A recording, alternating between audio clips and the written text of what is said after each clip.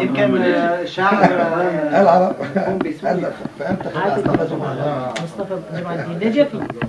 هو أنا زاير قبره يعني. دخل أنت زاير؟ والجواهري. جواهر بسوريا. هلا بأيام هم توفوا قبل ما يتحرروا. لا هم بسنة واحدة توفوا.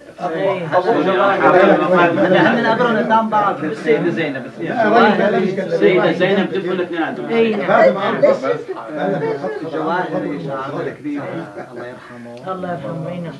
كاتب أشعاره كاتبها على قبره. هو باعتبار هو في عراقيين كثير بأمام مقبرة السيدة زينب تسمى مقبرة الغرباء. طبعا باعتبار انه من زمان ما كانوا يقدروا يجيبوا كلهم مغتربين. تدفن. اكثر شيء بتلاقيهم يعني من جبل عامر.